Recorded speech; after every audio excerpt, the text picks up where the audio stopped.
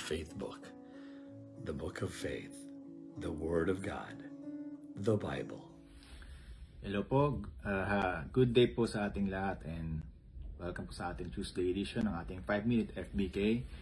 And nasa posted Mother's Day ambience or spirit pa rin tayo, no? So ang ating tatalakay ngayon is about para po sa mga women o kababaihan po, no? Babasahin po natin yan sa Proverbs 31 verses 18 to 31, no? So babasahin ko po ito.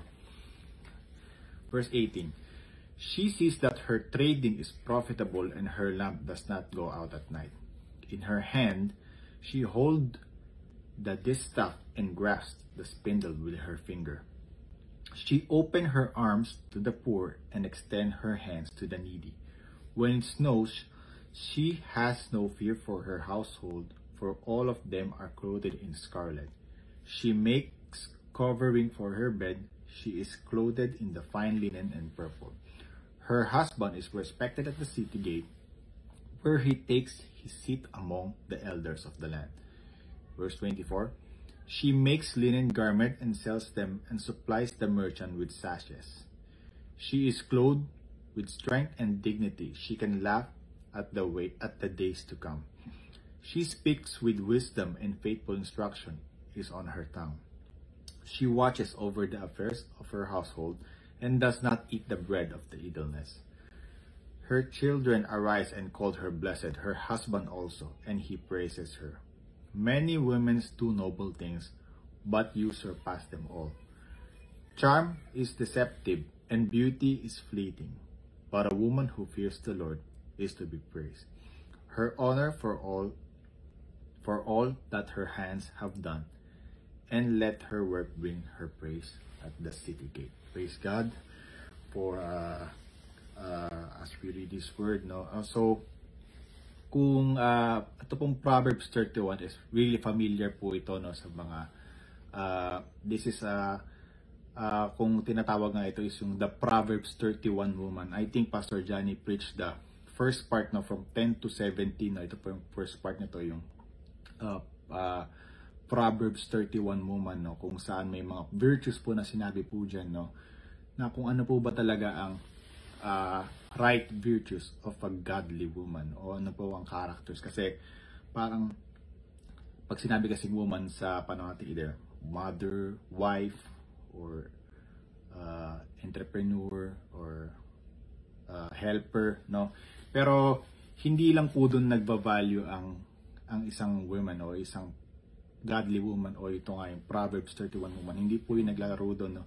Naglalaro po ito sa marami pang virtues, no, kung sa ating pong binasa, no, sa Proverbs 31, no. So for me, no, may apat po ako nakitang virtues po dito ng isang godly woman o ng Proverbs 31 woman na makikita po dito sa verse 18 to 31, no. So una po dyan nakita ko po is Proverbs 31 woman is have the virtue of generosity, no. Sa verse 20 sabi po dyan na she opens her arms to the poor and extend her hands to the needy, no. Kung sa verse 18-19, no, medyo magandang kabuhayan ng isang babaeng ito, no, kung saan siya po ay nagtatagumpay sa kanyang buhay.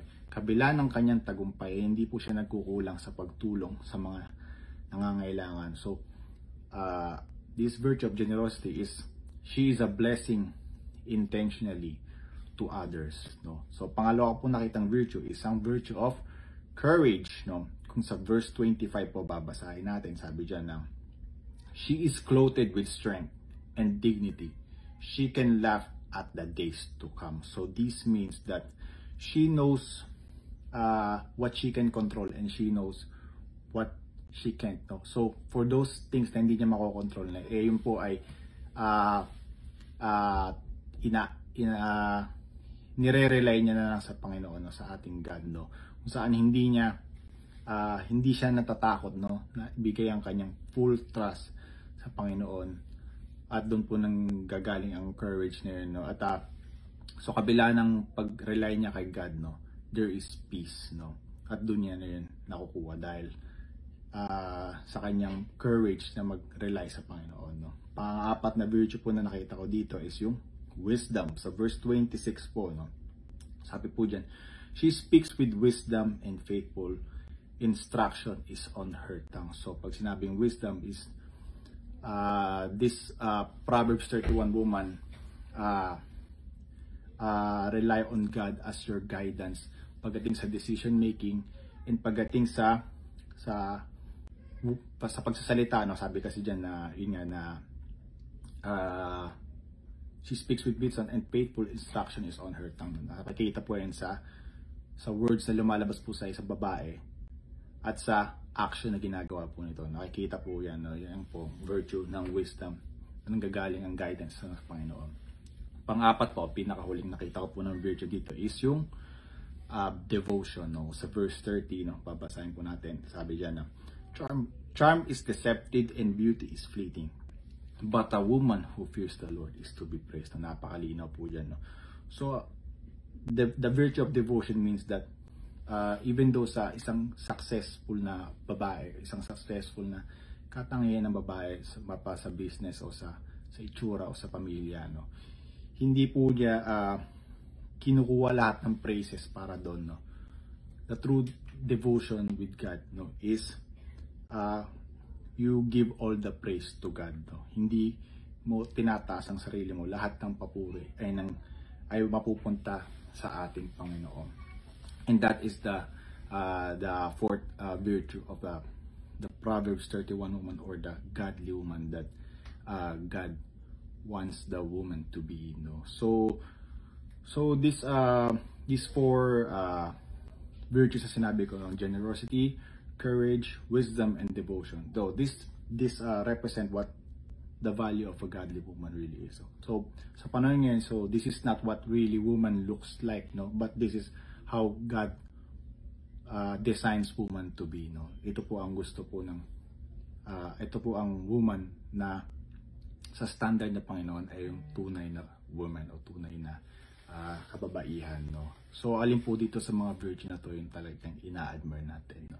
So ayun po, manalangin po tayo.